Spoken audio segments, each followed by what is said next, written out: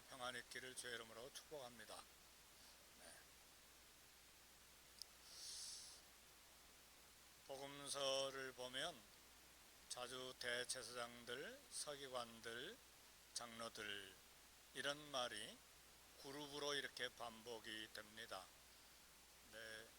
모든 대제사장, 모든 서기관들, 모든 장로들이 아니라 유대의 민사법과 그리고 종교법을 다루는 국회와 같은 그런 그룹이 있는데 그걸 사내들인 공회라 그렇게 말합니다.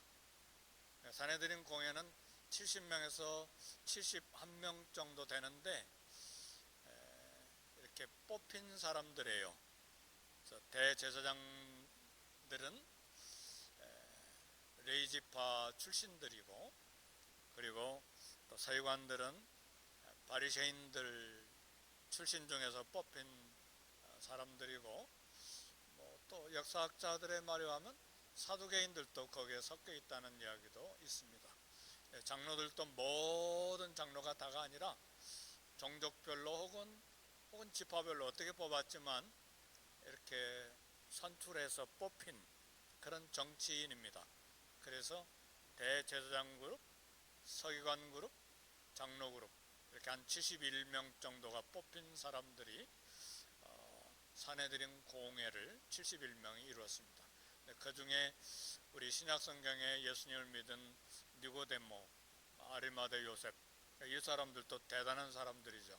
그런 사람들이 예수님을 믿고 또 주님 뵈러 나왔고, 또 주님이 십자가 죽으신 후에 장사 지내는데 그렇게 협력하고 하는 것을 봅니다.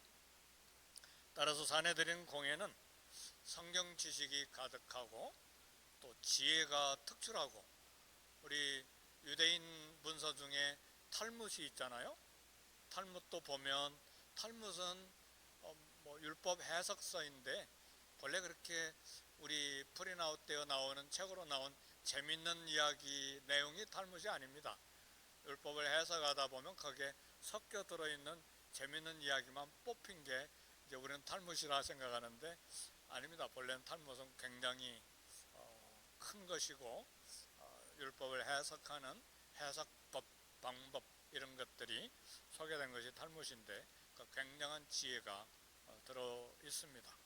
그리고 거기 또 뽑힌 민선 정치인들이기 때문에 사실은 이 사내들인 공회원이라 하면 유대인들 중에서 엘리트 집단이라 이렇게 말할 수 있습니다. 그런데 특이한 것은 이스라엘 유대인 가운데 이렇게 뽑힌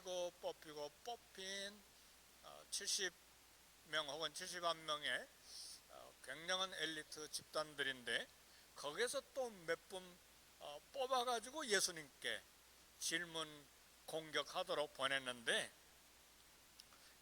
참 놀라운 것은 예수님을 대적한 질문 공격에서 성공한 적이 없어요.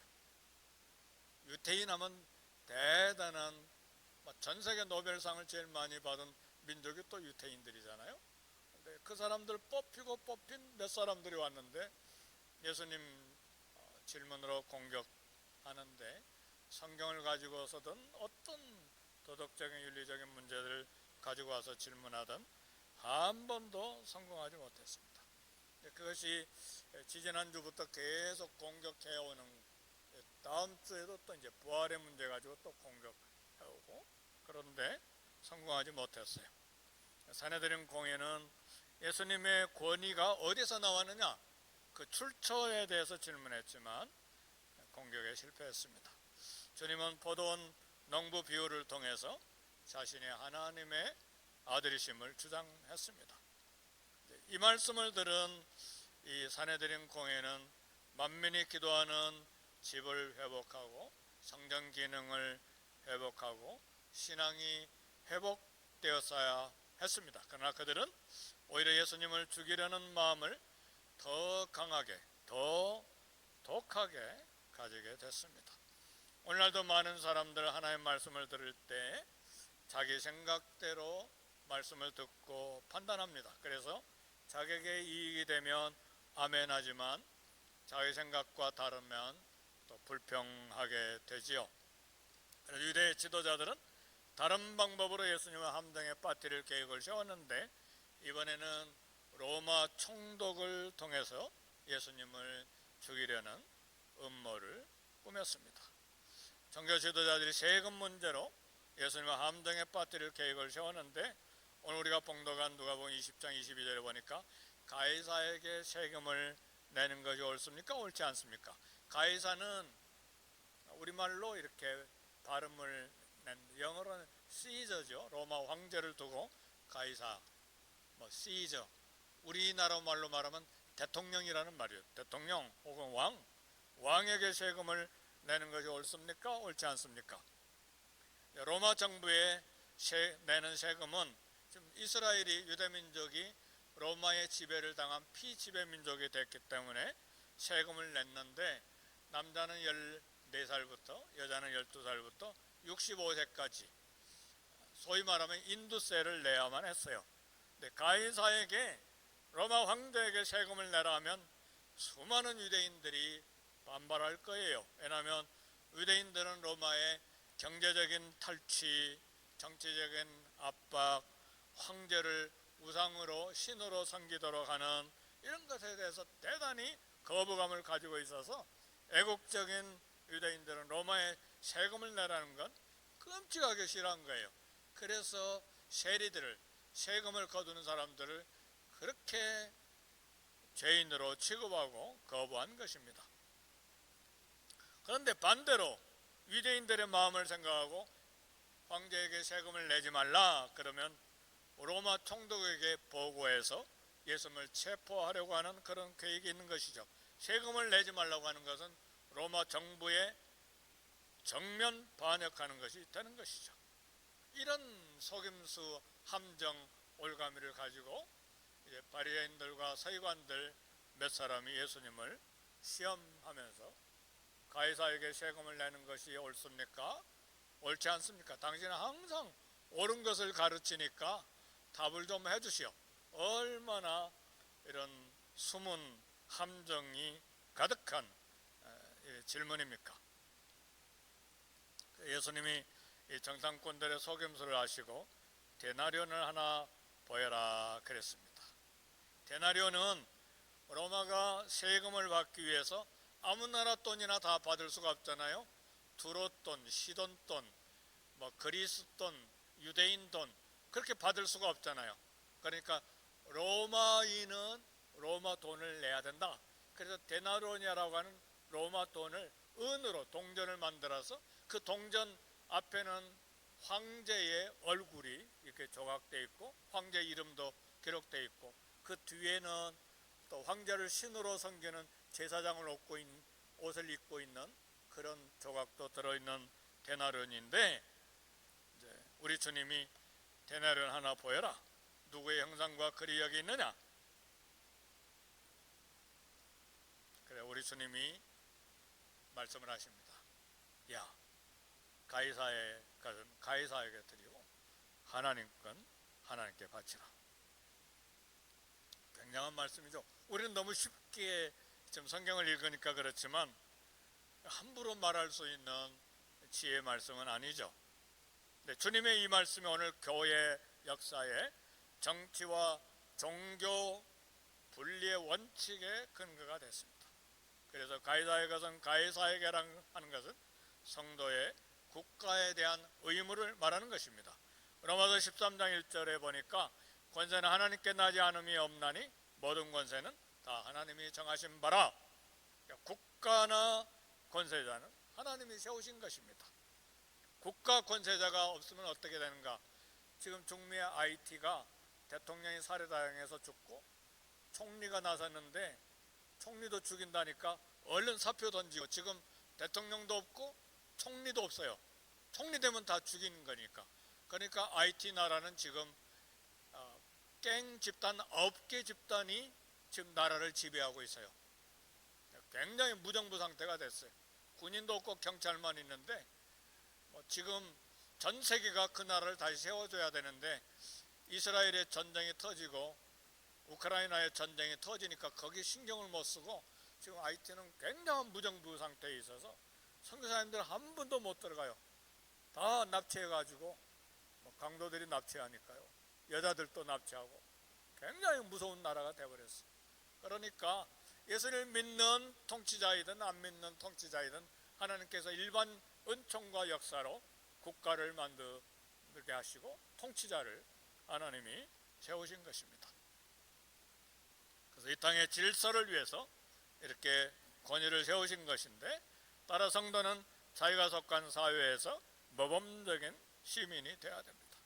주님 백성들에게 시민으로서 한마디로 가이사의 것은 가이사에게, 그 말은 정부의 세금을 잘 내라고 말씀하신 거예요. 오늘 저와 여러분들도 세금 잘 내는 미국 시민, 미국에 거주하는 분들이 되기를 제 이름으로 축복합니다. 어떻게 세금 내야 되는 건지 또 정부가 정한 것이 있으니까 잘 낼 수 있기를 바라요. 자기가 속한 사회에 모범적인 시민이 되어야 되니까요. 예수 믿는 사람이 먼저 좋은 시민이 되어야 하고 질서를 잘 지켜야 합니다. 그리고 계속해서 주님은 하나님의 것은 하나님께 바치라, 이것은 유대인들에게도 하신 말씀이고 오늘 우리 교회에게도 하신 말씀이죠. 예수님은 하나님의 주권을 세상 무엇보다도 더 분명하게 하셨습니다. 하나님 만물을 다스리시는 유일한 분이요, 우리가 마음을 다해서 사랑해야 되는 분입니다. 성도는 이 세상에 살고 있어도 천국 시민권을 가진 신분임을 알아야 합니다. 로마서 3장 20절에 보니까 우리의 시민권은 하늘에 있는지라 거기로부터 구원하는 자 곧 주 예수 그리스도를 기다리노니. 왜요? 하나님 나라 시민권자들이니까 천국 시민권자로서 예수님을 기다리고 있다, 그 말이죠.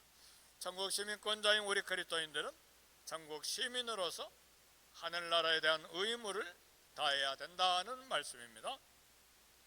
먼저 안식일은 오늘날의 주일인데 주일을 거룩하게 지켜야 될 시민의 의무가 있습니다. 주일은 주님의 날이잖아요. 그래서 주님의 전에 모여서 예배하고 주님을 기뻐하시게 하는 이 일을 해야 됩니다.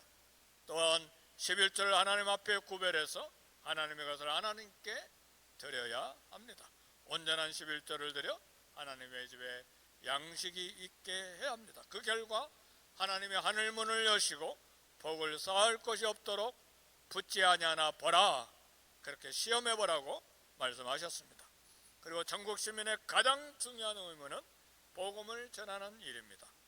성도는 하나님께 드려야 될 봉사와 섬김과 이런 전도, 시민으로서 기쁜 마음으로 의무를 다하고 책임을 다해야 됩니다.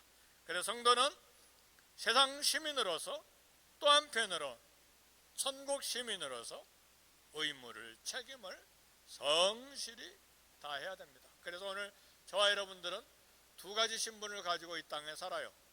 이 땅의 땅을 딛고 사는 한 나라의 시민이고, 또 예수 그리스도를 통해서 구원받은 하나님의 자녀된 천국 시민, 이 이중적인 신분을 가지고 이 땅에서도 크리스찬으로서 시민의, 국가의 시민으로서 의무를 다하고 천국 시민으로서 하늘나라의 의무를 다하는, 성실히 다하는 이중적인 신분, 의무와 책임을 다해야 됩니다. 그래서 예수님은 국가에 대한 의무와 하나님께 대한 의무를 다하라고 말씀하신 것입니다. 그러나 한 가지 우리가 알아야 될 것은 국가도 하나님의 것이에요. 권세도 하나님께 속한 것이에요. 그래서 하나님의 나라가 우선입니다. 진정한 기독교인은 천국에 대한 소망을 갖고 동시에 천국 시민으로서 하나님이 주신 말씀을 가지고 현실의 생활에도 이 땅의 삶에도 신실하고 충실해야 합니다. 사랑하는 성도 여러분, 이 땅의 삶도 신실하게 살아야 됩니다. 사람과의 관계, 또 이 LA, 로스앤젤레스에 사는 거주민으로서의 관계, 이거 잘 해야 돼요. 정부에서 편지가 날아왔어요. 주리 두티 아시죠? 배심원으로 나오라고. 가서 완벽하게 못 알아듣고 그냥 죄가 있다 없다 판결해버리면 실례잖아요. 죄인을 그냥 죄인 아니라고 그렇게 말해버리거나 죄인 아닌 사람을 죄인이라고 함부로 말해버리면 곤란하잖아요. 영어를 완벽하게 못 알아들으면 배심원이 되면 안 되죠. 그렇죠? 근데 편지가 날아와서 영어 잘 못하는데요. 근데 아직 답장은 안 왔어요. 어떻게 되는지 잘 모르지만 한번 가야 될지 모르겠습니다. 영어 잘하시는 분은 가시는 게 좋습니다. 미국에 살고 있으니까. 미국 16대 대통령 에이브러함 링컨이 처음으로 국회의원 출마할 때에 몹시 뜨겁고 무더운 여름날 링컨과 상대방 후보가 표를 받기 위해서 이제 연설하게 됐는데, 무덥고 뜨거운 여름날 연설이 길어지니까 청중들이 모두 다 졸고, 그래서 상대방 후보가 연설하다가 사람들을 깨우느니라고 큰 소리로 천국에 들어가고 싶은 사람은 손을 드세요. 그러니까 모두 다 조느니라고 손든 사람이 한 사람도 없었어요. 이번에는 지옥에 가고 싶지 않은 사람 손을 드세요. 그러니까 모든 사람들이 그 말은 듣고 손을 들었어요. 근데 맨 앞줄에 앉아있는 링컨이 손을 들지 않고 있는 것을 상대방 후보가 보고, 옳다, 이제 공격할 찬스다, 큰 소리로 링컨, 당신은 천국에 들어가고 싶지 않군요. 모든 청중들이 거의 크리스찬인데 링컨이 웃으면서 답했어요. 당신은 내일 천국 가시오. 나는 국회로 가겠어. 무슨 이야기입니까? 가이사의 것은 가이사에게 충실하게, 하나님의 것은 하나님께 충실하게, 그런 삶을 살라는 이야기죠. 그리스도인은 이 땅의 시민의 삶도 성실하고 천국 시민의 삶도 충실해야 된다는 말씀이에요. 성경에서 가장 오래 산 사람은 무드셀라죠. 969세니까 거의 1000년 가까이 살았지만 결국은 말씀대로 죽음을 맞이했어요.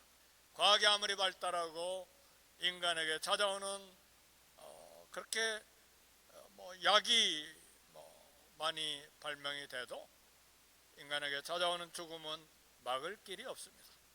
세상의 모든 약초를 다 동원해도 생명을 영원까지 연장하지 못합니다.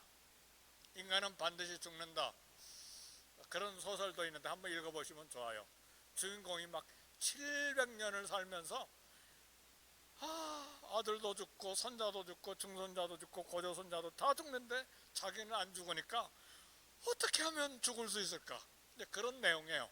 굉장히 두꺼운 책인데 좋은 소설이에요. 한번 읽어보시면 좋겠어요. 많은 사람들 돈과 안락만 추구하고 영원을 준비할 줄 모르죠.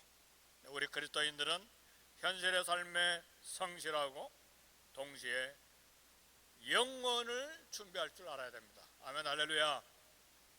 그야말로 영원을 준비해야 돼요. 히브리서 9장 27절에 보니까 한 번 죽는 것은 사람에게 정하신 것이요 그 후에는 심판이 있겠다고 말씀하셨어요. 복음서에 등장하는 이 바리새인들, 서기관들, 이 세상의 것에만 관심이 집중되어 있었기 때문에 메시아가 오셔서 하시는 말씀, 메시아의 권위를 인정하지 않냐고 그 말씀을 귀를 닫고 듣지 않았어요. 그들도 정말 중요한, 왜요? 메시아는 온 유대인이 수많은 세월 동안 기다려왔던 그런 그리스도의 메시아잖아요. 정작 메시아가 오셨는데 자기들의 이 기득권, 신분, 그런 것을 지키기 위해서 예수님을 거부한 거예요. 그들도 하나님의 나라, 영원한 나라를 준비했어야 했는데, 오늘날 우리 기독교인들 가운데도 영원한 나라를 모르는 현세적인 신자들이 많습니다. 로마 제국의 권세가 아무리 넓고 로마 제국의 영토가 아무리 넓었어도 지금 기억하는 사람은 아무도 없어요. 로마의 흔적만 남아있어요. 로마의 흔적, 터키에 가도 있고 이스라엘에 가도 로마 흔적이 있고 영국에 가도 로마 흔적이 있고 다 봤어요. 흔적만 남아 있을 뿐이에요. 세상 모든 역사, 세상의 모든 권세 다 하나님의 손 안에 있습니다. 저와 여러분들의 삶의 현재와 미래도 하나님의 손에 있어요. 풀 한 포기, 나무 한 그루, 별 하나하나가 다 하나님의 것이 아닌 것이 없습니다. 어떻게 해야 치료될까요? 어떻게 해야 주님의 말씀을 듣는 귀가 열릴까요? 어떻게 하면 주님의 말씀을 따라 사는 삶의 터닝 포인트가, 영적인 부흥이 우리에게 생길 수 있을까요? 이 말씀의, 오늘 말씀의 핵심입니다. 저기 동부 쪽에, 중부입니까 동부입니까? 미시간주 디트로이트 도시 어느 겨울날 시외에서 일어난 일인데, 유명한 자동차 정비사가 아침에 출근하는 도중에 자동차가 고장이 났어요.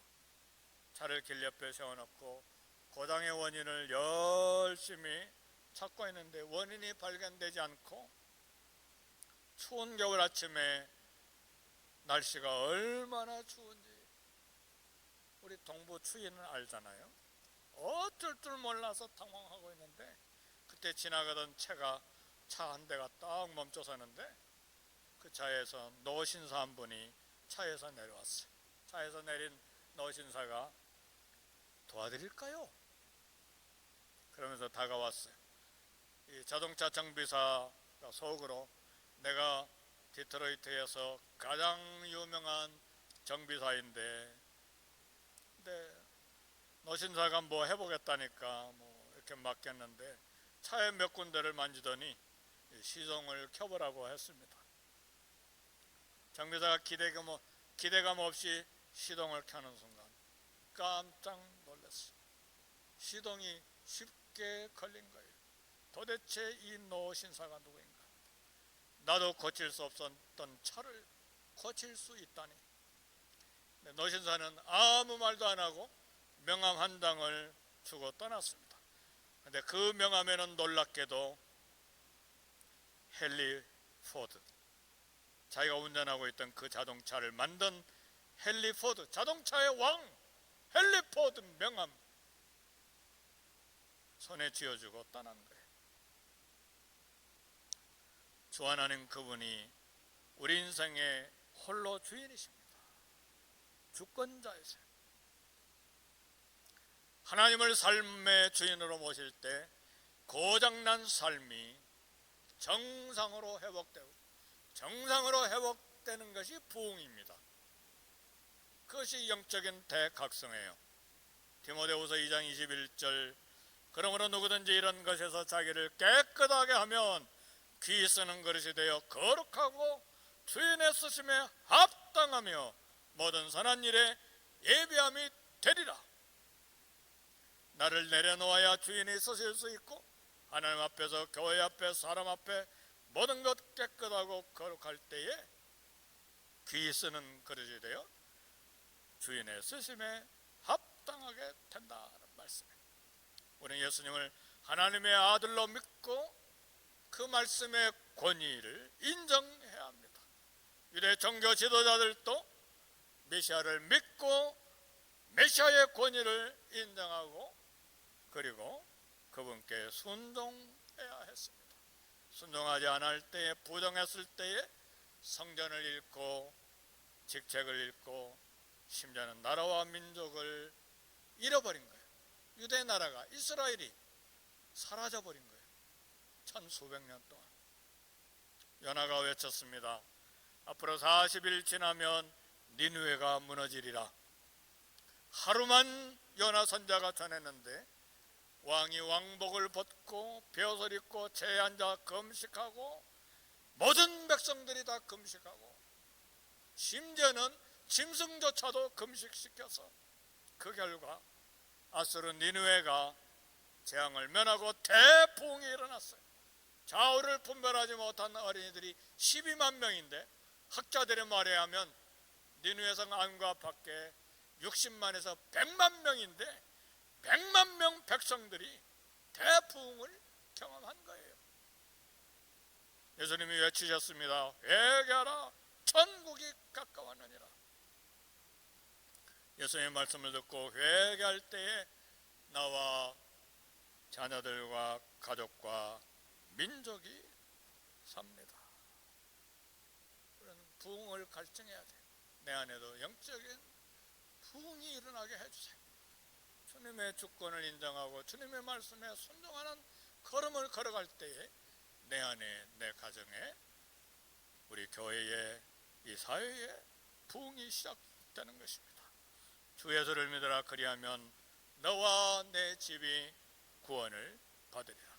복음을 믿고 나와 교회 영적인 큰 부흥이 체험되기를 주의 이름으로 축복합니다.